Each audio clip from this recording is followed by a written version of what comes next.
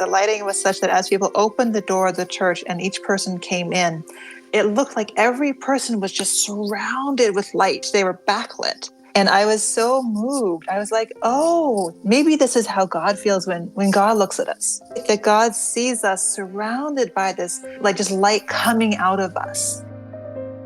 On In Good Faith, we believe that all faith traditions have something to teach us about how God is working in the world and in our lives. So join us to listen, learn, and be amazed. In that opening quote from Sarah Jolina Walcott, she talks about seeing the light coming behind people as they entered the place where she was, in a place of worship where she was addressing people. We are featuring some people who I think have some of that really bright light. They're trying to find ways to share it, whether through environmental awareness, whether even quilting as a spiritual practice, and a social justice outreach. I'm in studio with senior producer Heather Bigley. Quilter here. And also our student producers Leah King. Hello. And also Ashton Rowan. Hi, Steve.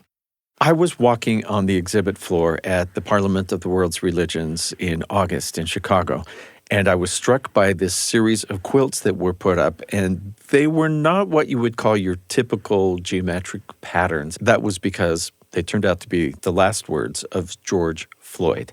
George Floyd was killed by policemen in the street in Minneapolis, Minnesota in May of 2020. And so we're going to start with some guests from New Hampshire. Reverend Mark Koyama, he's the pastor at the United Church of Jaffrey in Jaffrey, New Hampshire.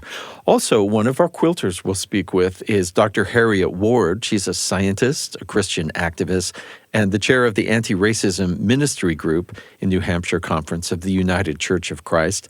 A fellow quilter is Kathy Barrett Blair. She works as a preschool occupational therapist for her school district for over 30 years, and she expresses her creativity through fabric, including donating handmade quilts to her local Habitat for Humanity.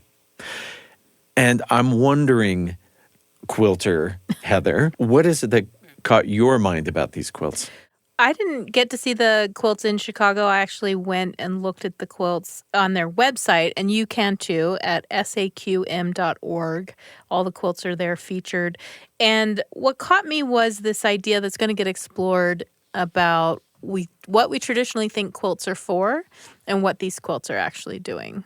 And so such a serious topic, the last words of George Floyd, and I really don't want to say more because it's going to be explained beautifully as we spoke with these folks from their various homes in New Hampshire.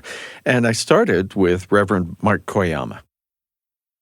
I was in my greenhouse planting some seeds on a spring morning, the end of May of 2020. It was a week after George Floyd had been killed. And I received a text from one of my parishioners, and she asked me if I could help her to gather fabric.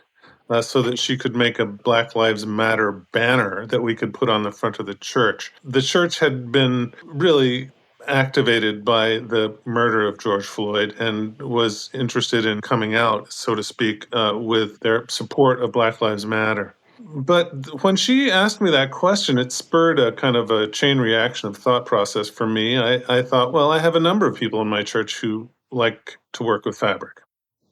So this is not just something that this one person would be interested in. Then it occurred to me that, well, that's actually true of many churches. And then I, of course, thought of the AIDS quilt. So you can see how this cascade of ideas is developing right away. And then later that day, I received an email from a group who was promoting police reform. And it being a week after George Floyd had been killed, they included in the text of the email the final words that George Floyd had said as he was being pinned to the sidewalk there in Minneapolis. And I had this almost out-of-body experience reading this text because it was laid out like a poem on the page, you know? As a poet, I was reading it almost like a poem. And then as halfway through reading it, I realized that this was, the most harrowing, terrifying poem one could ever read, because one never has the consciousness when one's reading a poem that the person who's writing it is in the process of dying, and that these words were his final plea that were not being listened to. So these two ideas came together in that moment for me. And I realized that this would be a powerful text that we could use for this notion of using quilting as a form of both of allyship and also of activism in this kind of crucial moment. And so I made a proposal to the anti-racism mission group, ministries group, which is part of New Hampshire United Church of Christ. And they endorsed the idea. And we then presented proposal to all of the churches in New Hampshire.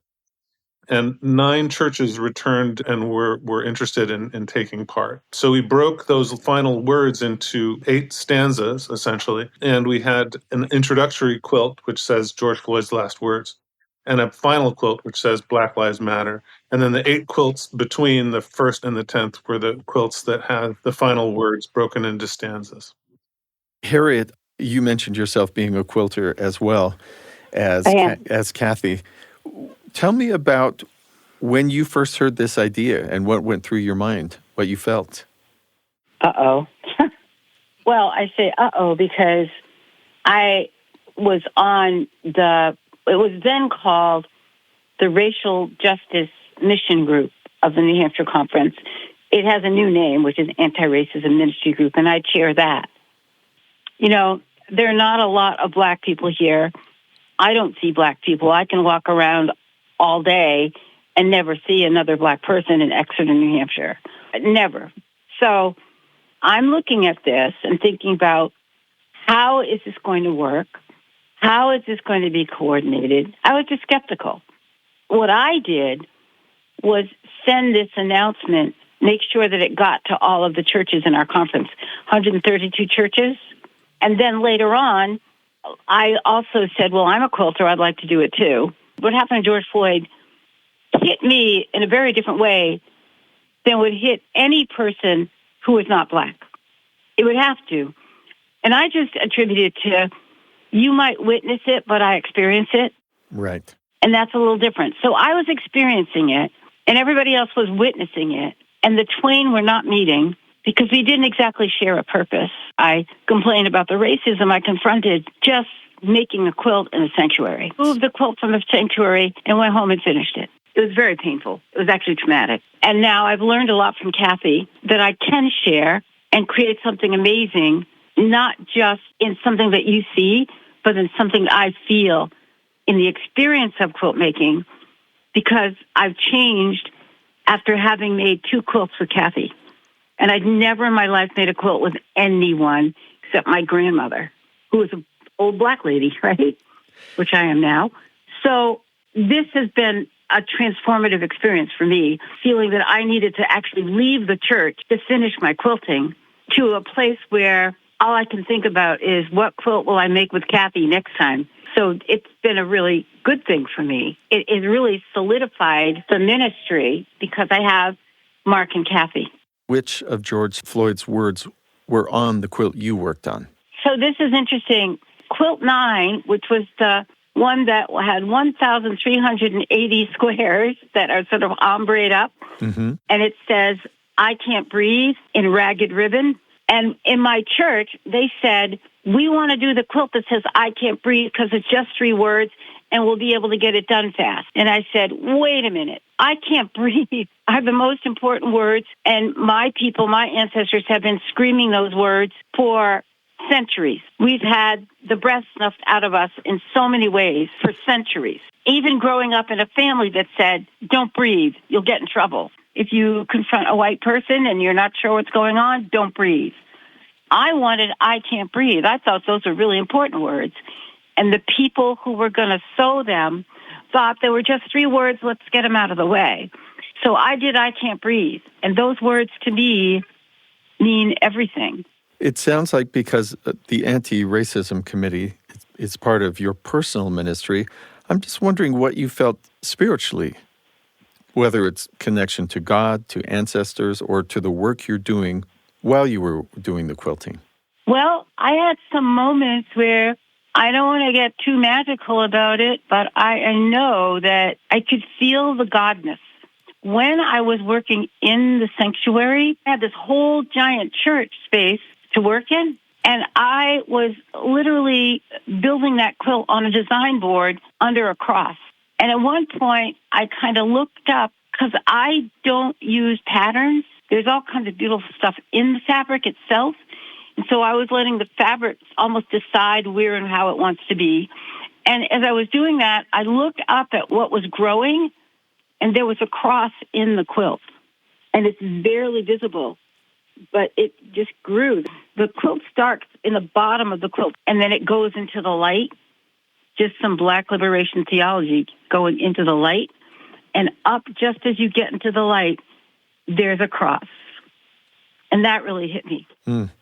But I was also somewhat spiritually crushed because I couldn't get a connection with people about the racism and how much it hurts and how important it was to recognize it and sort of confess to it and work with it.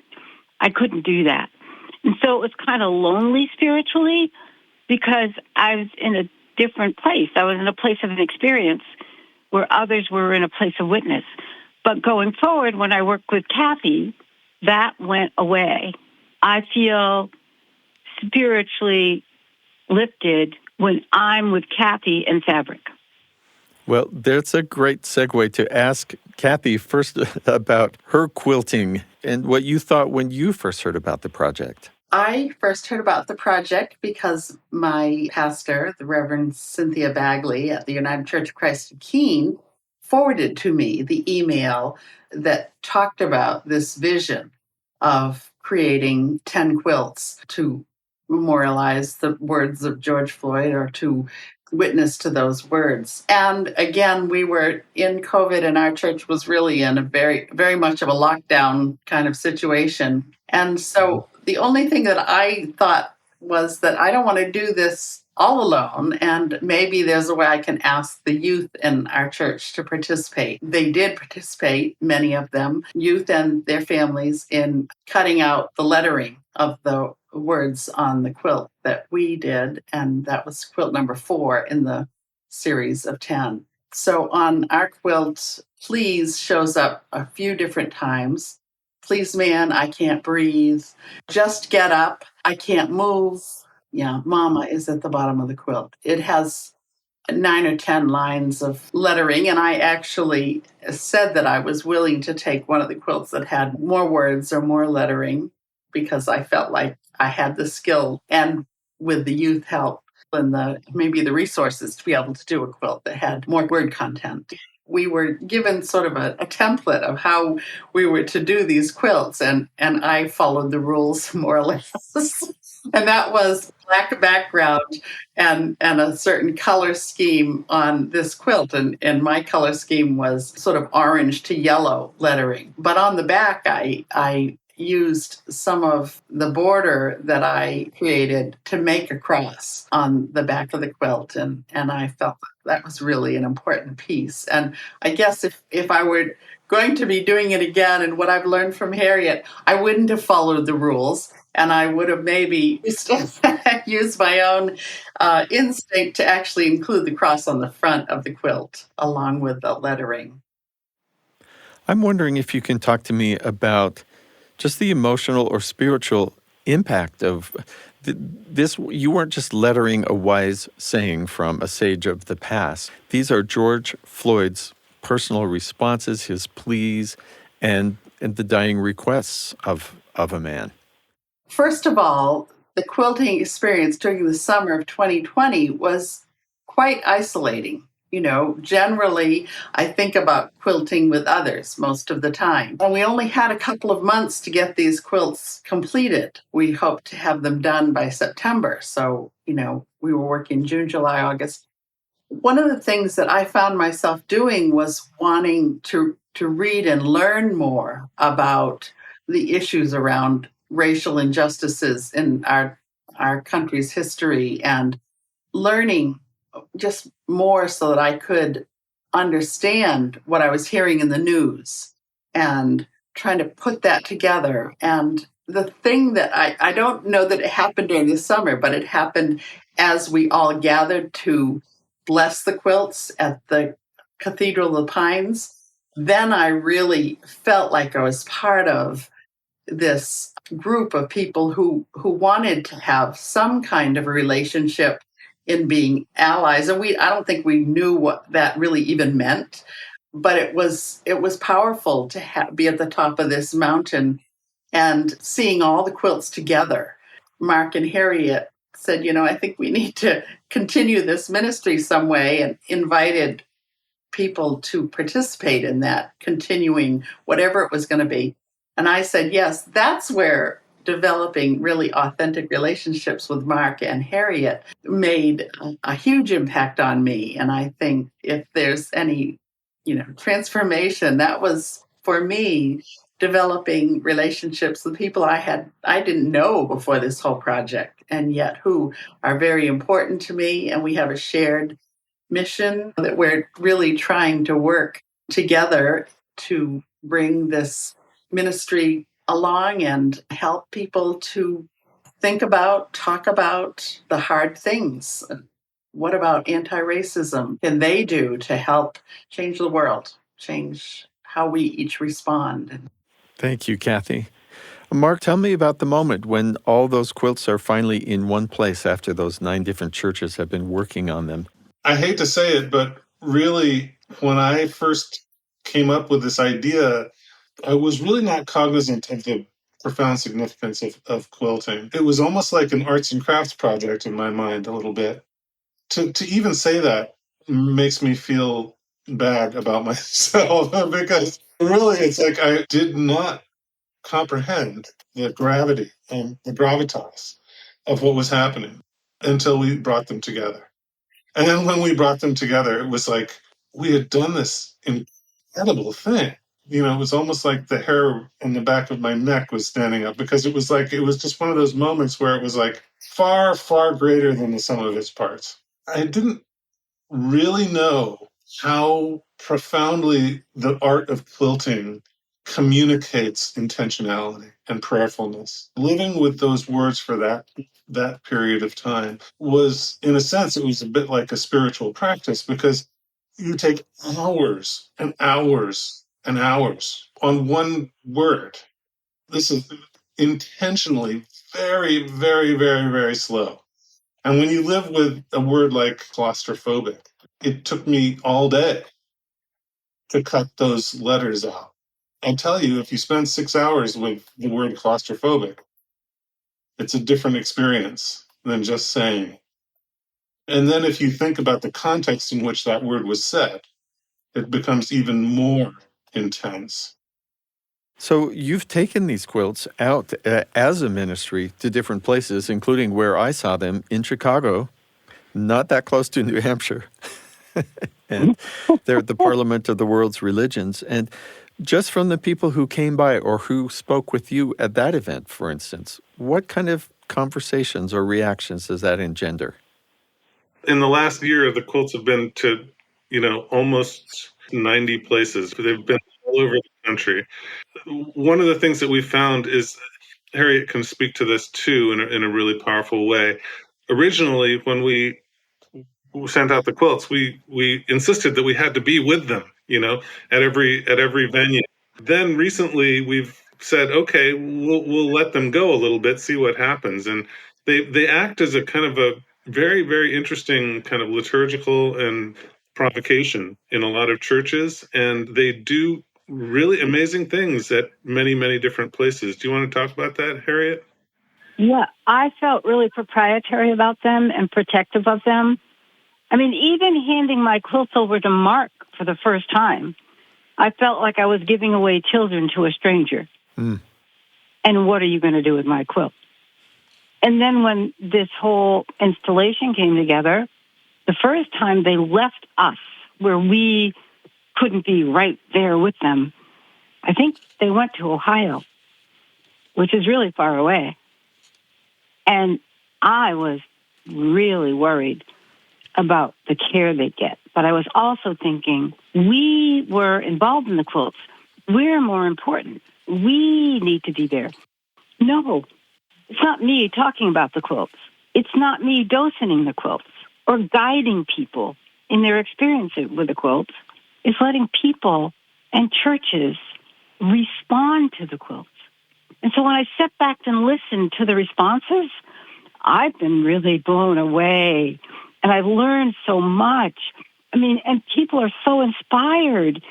I listened to a group of people in Massachusetts, and there was a pastor who did this wonderful meditation, and a woman who specifically got up and talked about how she was going to go into the Framingham Women's Prison, which is the oldest women's prison in the country, and work on quilt projects in the prison. The quilt spoke to them. We didn't come up with that. And so when we sit back and let it go, it's the quilts that do the work. So when I was at the Parliament, I was just sitting there in my chair, and people would come by. They didn't know who I was. And I'd kind of roll up and say, "How are you feeling?" And that was the question. And I got all kinds of responses, but one that was really, really common. A quilt is a comforting icon, but these quilts also challenge you. And the juxtaposition of the challenge and the comfort is where the stress comes. People would say pain and beauty. It's the same thing. And I heard that as a common response. And then I started to see it in the faces of people. I didn't even have to speak to them.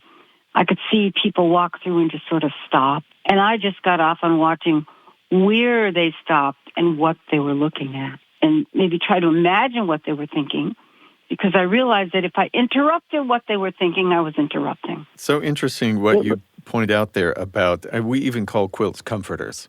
Yeah. Yes, we do, don't we? But these are comforter pain inducers. You're listening to In Good Faith. We'll be right back. I'm Stephen Cap Perry, host of the In Good Faith podcast, and I want to tell you about another in our family of BYU radio podcasts, an award-winning show with an award-winning host. This is Julie Rose on Top of Mind. Do you get turned off by the news because of how angry and polarizing and even depressing it can be? Doesn't anybody know how to have a civil conversation or weigh two competing ideas without a knee-jerk reaction that if you don't think what I think, you're a bad person? Check out the podcast, Top of Mind. They take one tough topic and they dive deep. And the goal is learning how to stay open and curious, even when you're confronted with different perspectives that may challenge us. Learning how to stick with the discomfort until we feel like we've actually learned and gotten some understanding. We may change our minds, we may not, but every episode will leave you feeling hopeful and empowered to become a better advocate for what does matter to you. Top of Mind. Listen to the podcast wherever you get your podcasts. Welcome back to In Good Faith. I'm speaking with Reverend Mark Koyama, Dr. Harriet Ward, and Kathy Barrett Blair, all from the Sacred Ally Quilt Ministry in New Hampshire.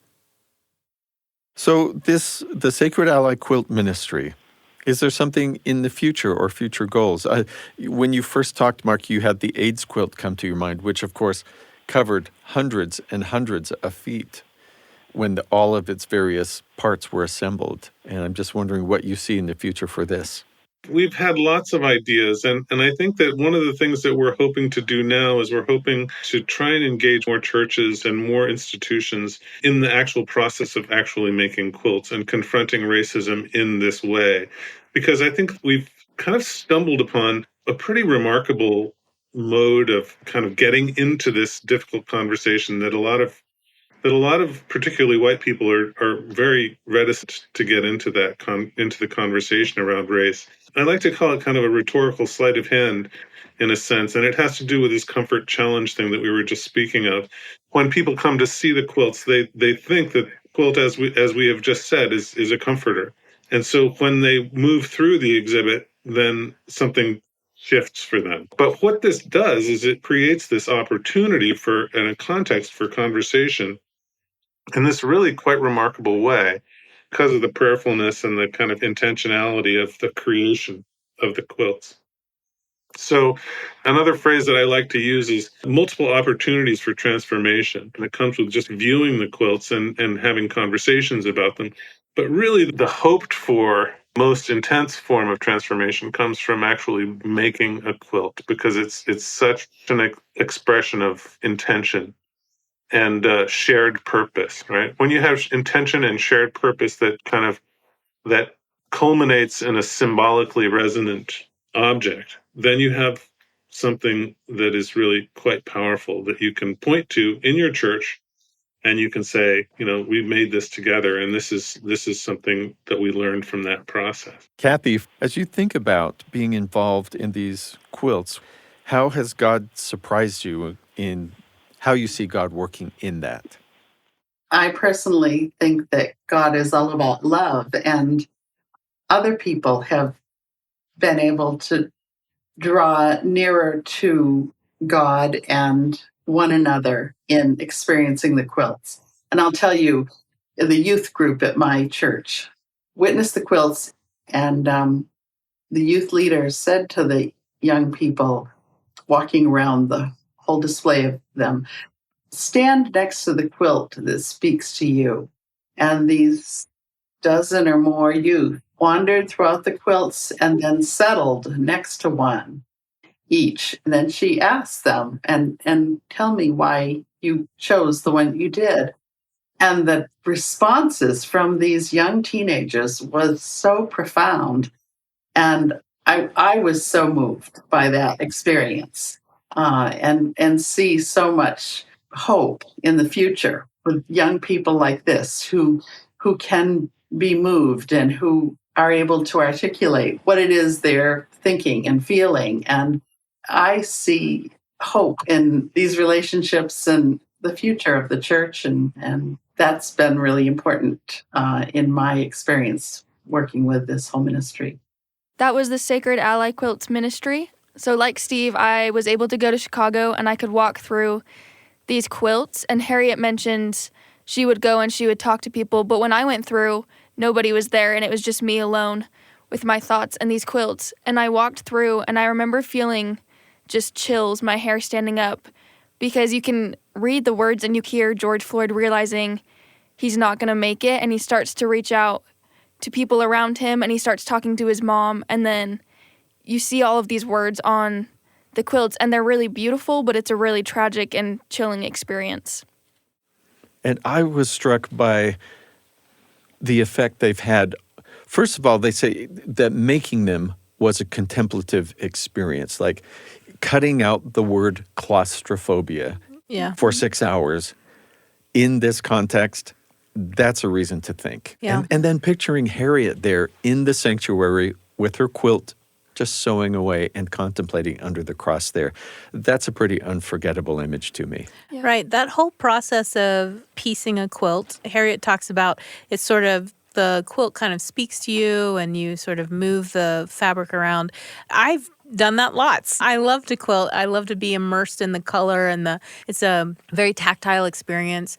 And I never thought of it as a spiritual experience. And I appreciate Harriet saying that, because it's made me rethink how I quilt and what I can be using quilt for, right? As an intentional, prayerful space. I do wish when I was in Chicago, I turned around and walked through the setup backwards, because they talked about like the cross on the back of the quilt. But I didn't see that. I wish I I'm would glad have. we got to hear about it. A quick reminder, you can see those quilts from the project at saqm.org. That's for the Sacred Ally Quilt Ministry. And I was really struck, just as I look back on the whole thing, I think Mark summed it up for everyone when he said, until those quilts were all together in one place, outdoors in front of the Cathedral of the Pines, that he didn't comprehend the power of the project. I think that's happened to all of us. We get into something, we don't realize what it's going to do to us or for us. Another guest we met in Chicago is somebody that came up to you, Leah, at our In Good Faith table at our booth. Yeah, she was one of the first ones to come up to the booth and say, oh, a podcast. I want to be on the podcast. And I kind of scrambled, okay, here's some paper and a pen. Write down your email. And then I got back and I handed a whole list of emails to Ashton. You're welcome. And he had fun sorting through. And he ended up choosing Sarah to interview.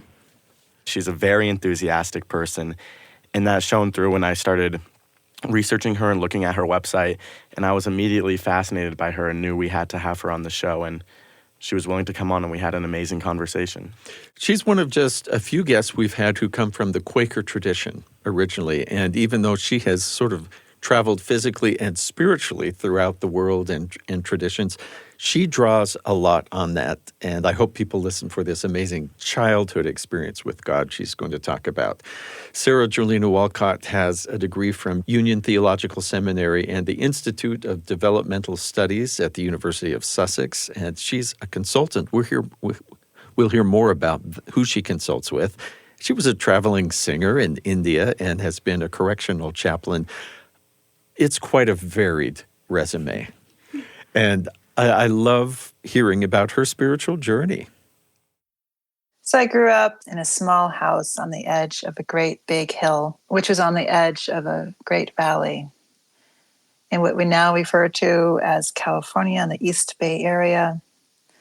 And, it was one of those homes that you could open the back gate and you go out into land that my parents had helped to keep from development. So it became a local parkland. And I would often go out and wander around in the hills. And the area was used to keep horses and cows. And my parents and I would often take walks there in the evening when the moon was high, or as moon was rising and the sun was setting.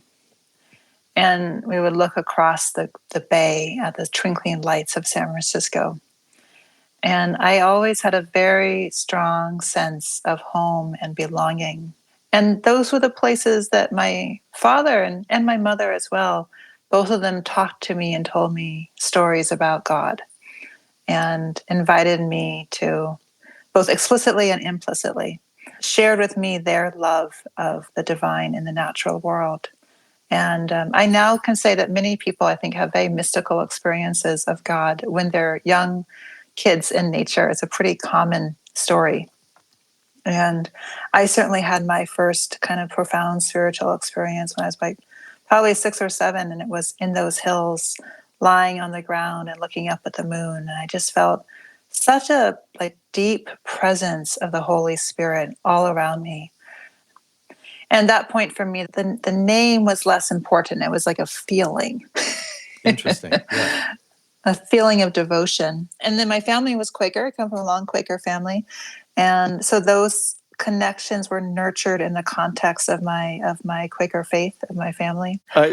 I'm tying together two images here. One is the beautiful image of you as a child lying back on the earth, looking up at the sky and sensing this support or connection.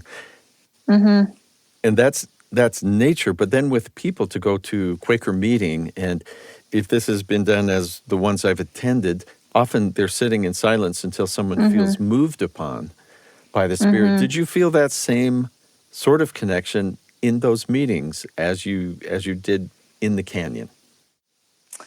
Oh, it's such a beautiful question. I did, and I think I was very fortunate that I did. I don't know if everyone does when they go to whatever their family's religious community is.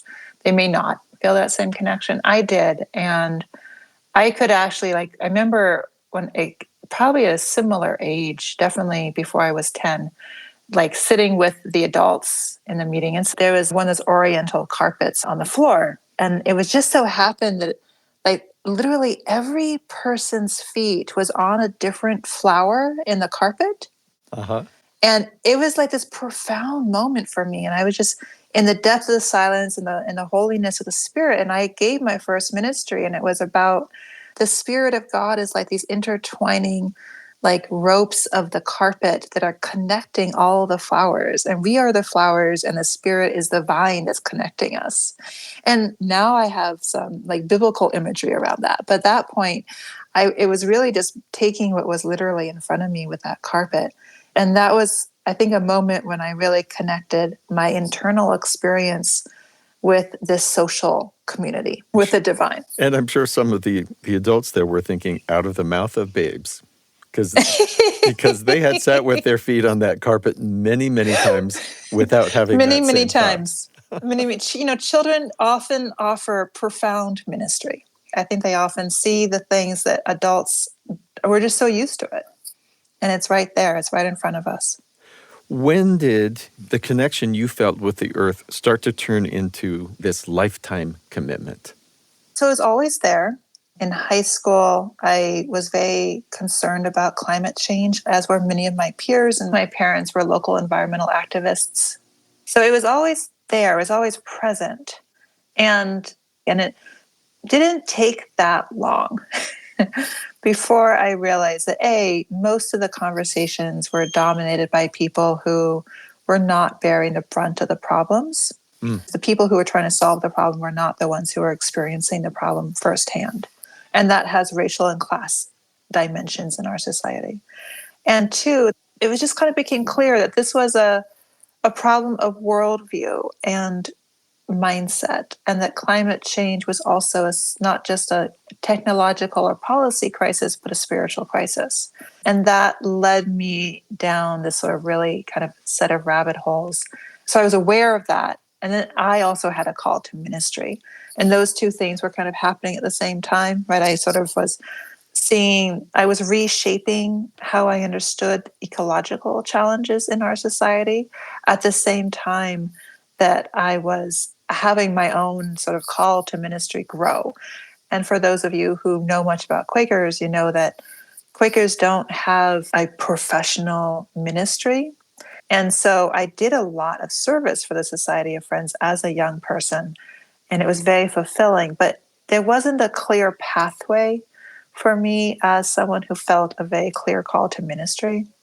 And so for a long time, those things were kind of in tension.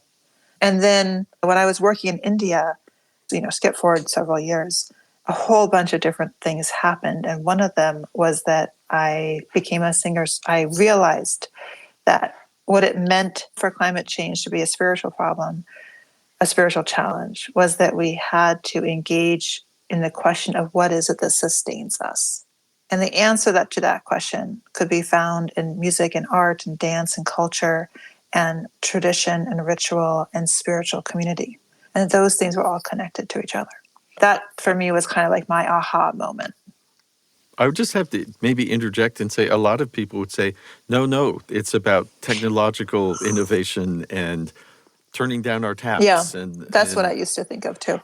And so, so interesting to have this open up to you. You've really codified some of these concepts in very interesting and memorable ways. And I wonder if you would explain what it means to you, these concepts of remembering and re-enchanting. So I went to Union Theological Seminary. I went to Divinity School after India. And whilst there, I started talking with Indigenous people here on this continent who traced the histories of climate change to colonization. And in all of my studies, no one had really traced the histories of climate change to colonization or to the doctrine of discovery. It made no sense to me.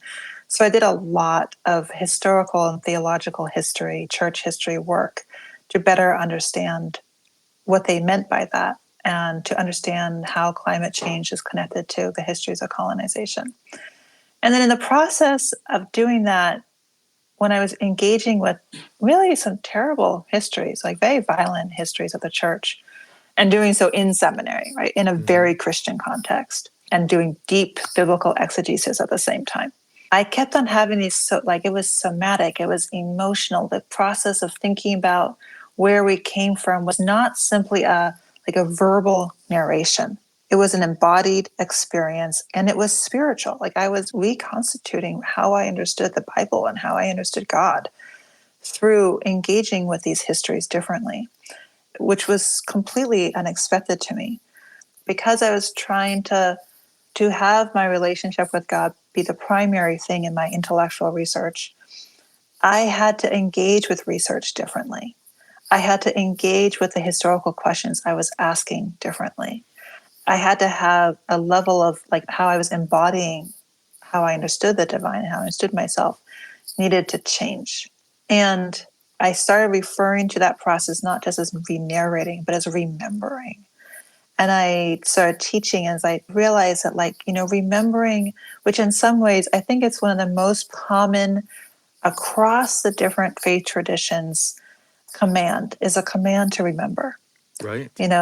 You drink this wine, you eat this bread in remembrance of me, as Jesus says, and which is for many the communion ritual. in many different Christian traditions. And, in Islam, you have something very similar. You pray 5 times a day because Allah knows that the human being is so fragile and forgetful. You pray 5 times a day to remember God, to remember that you are loved, to remember that you are held. And so much of the Jewish prayer is a prayer of remembrance. And some of the main rituals are rituals of remembrance. So I began working with this understanding of remembrance and remembering as a somatic experience, and that we need to engage both with remembering our deep connection to the Holy One, and that part of that is also remembering how we got disconnected and the multiple ways that disconnection has happened. And you kind of need to do both. You're listening to In Good Faith. We'll be right back. There are no perfect people, and there are no perfect families, and no perfect relationships. So how do we be good people and have good relationships and good families? How do we do better at what is most important to us? I'm here to tell you about The Lisa Show, another in the family of BYU radio podcasts. Lisa Valentine Clark is a comedian, a believer, a single mother. She delves into the challenges and the relationships that shape all of our lives, whether we're talking about parenting, mental health questions, social issues, being a caregiver. She and her council of moms tackle the topic. Yes, you'll hear from experts, but you'll also hear from the people who have been digging the trenches. She'll help you figure out this thing called life with lots of laughs along the way. It's The Lisa Show. Listen wherever you get your podcasts. Welcome back to In Good Faith. I'm speaking with Sarah Jolina Walcott of Sequoia Samanvaya. You help people rediscover the spiritual connection to the earth that you feel our society has lost. You just were referring to that. Is it possible to do that with secular organizations? It seems like you would have to bring in a spiritual connection. What kind of organizations would call on you to help them do better at what they do, or to reestablish and remember those connections? So I think reestablishing our connectivity to earth and to all of God's creation is an inherently spiritual process. That said, I have found that there are people who don't experience it as such. So I just want to say that there are those who don't experience that at all. And sometimes I think that's a question of linguistics. People have different names for their experience. And then sometimes I think that some people just don't have a felt embodied experience of the divine. So I think what it means to experience the divine love entails experiencing our connectivity to all beings and to all of creation. And what it means to experience our connectivity to all beings also entails experiencing God's love for us. On the face of that, that sounds very, very Buddhist. It is. It's also very Christian. Yeah, but I think you were right that we have lost that idea. Yeah, it's there. It's all there. It doesn't take much to see it once you're looking for it. And so especially when I'm working with Christian and Catholic organizations, what's happening is we're kind of rereading scripture in order to see what's right in front of us. St. Francis knew this. St. Francis, but it's in the Genesis. God moves over the face of the waters and looks into the depth. And the waters are present at creation. The waters are bearing witness and maybe even actively engaging with God in the act of creation.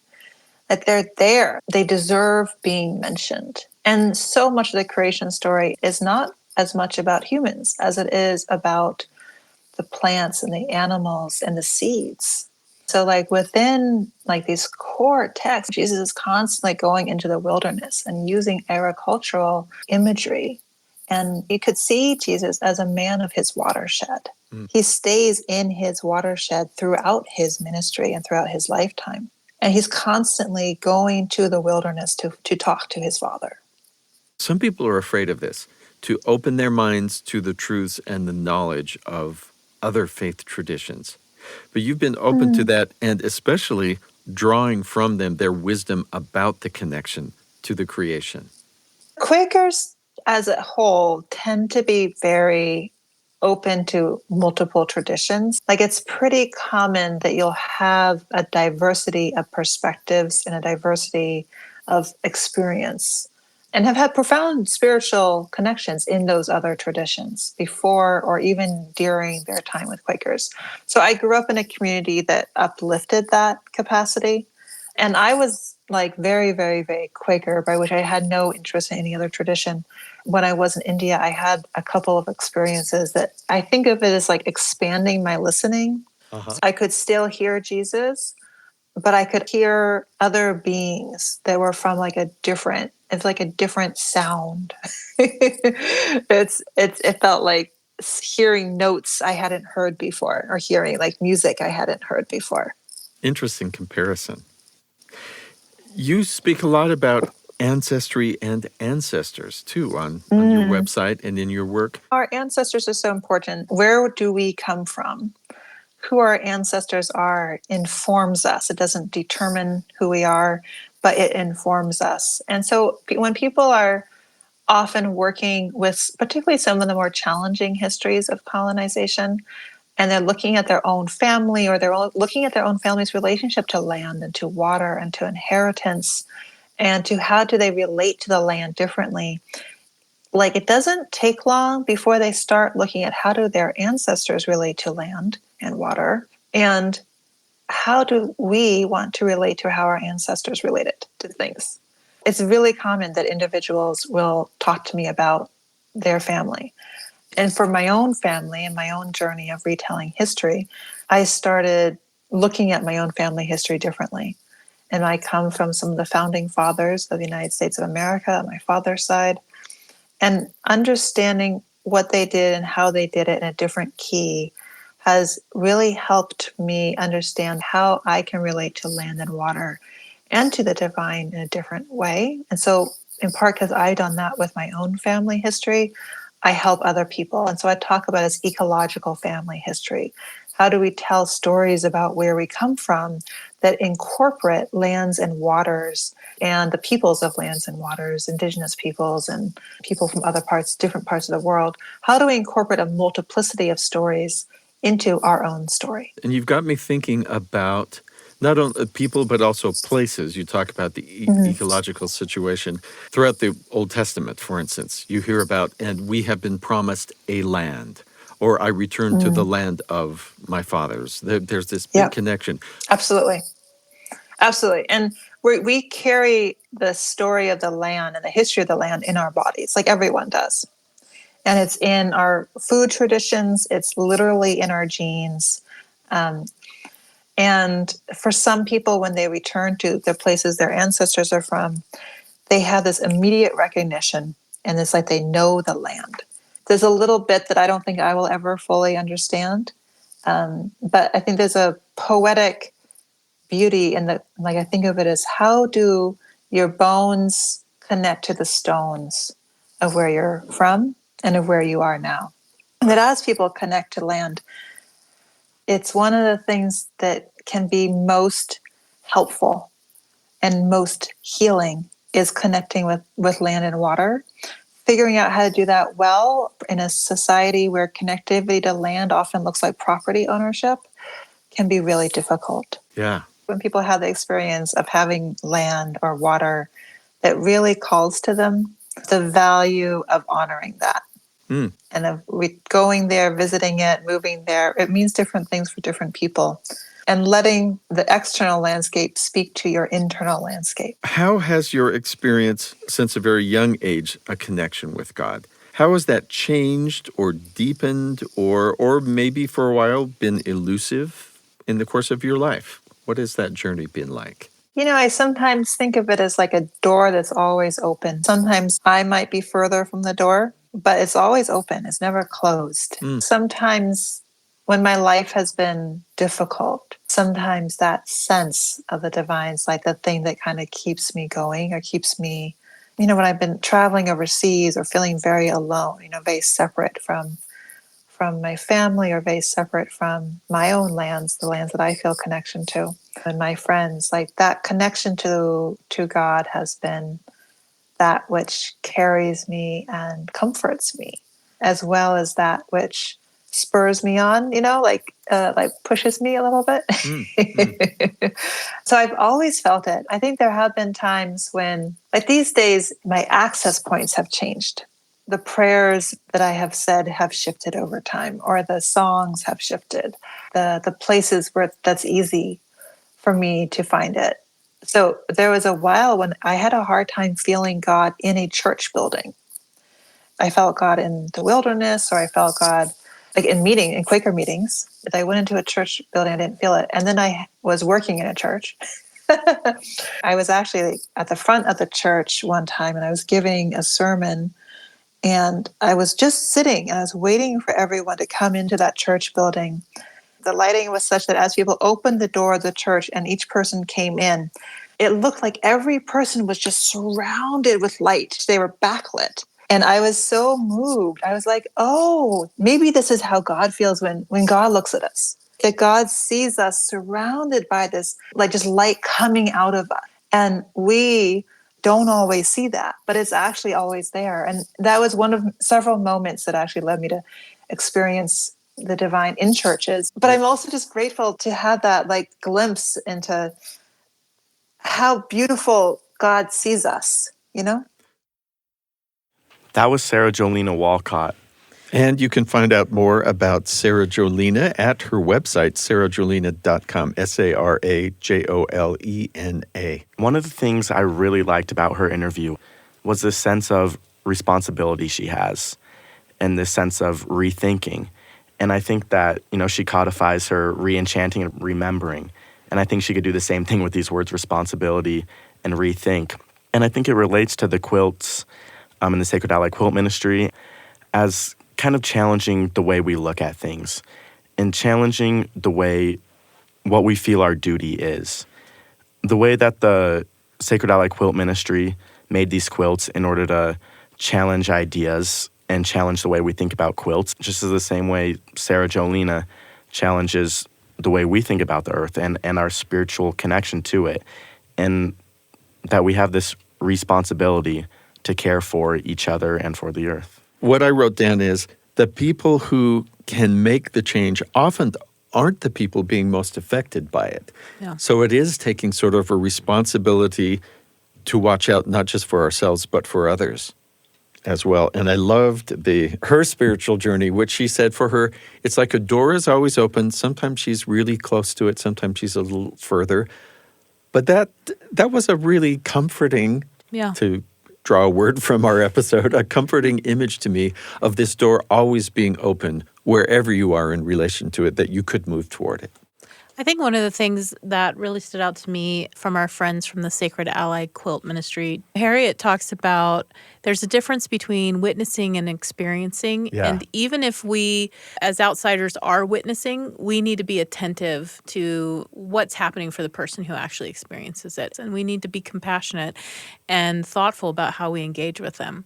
Something that stuck with me from this episode was Sarah's explanation of the Quaker openness to tradition, viewing religion as an individual experience. It reminds me of the Baha'i tradition where they find truth in different places. She talks about feeling God in nature as well as in the Quaker meetings and eventually in church.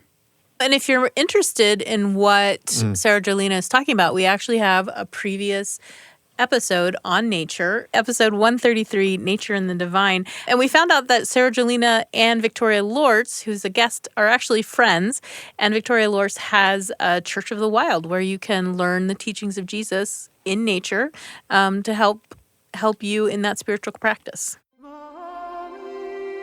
This episode was produced by Heather Bigley and Ashton Rowan. Our production team also includes Leah King and Katarina Martinich. Our post-production sound designers are Mark Hansen and Daniel Phillips.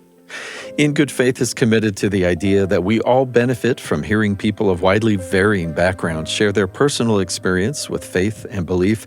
In fact, we think people with such experience deserve some of our best listening.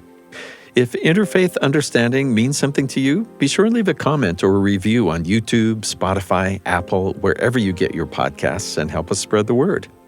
Find us on Twitter at In Good Faith Pod and on Instagram and Facebook at In Good Faith Podcast. In Good Faith is a production of BYU Radio. I'm Stephen Cap Perry. I hope you'll join me again soon, right here in good faith.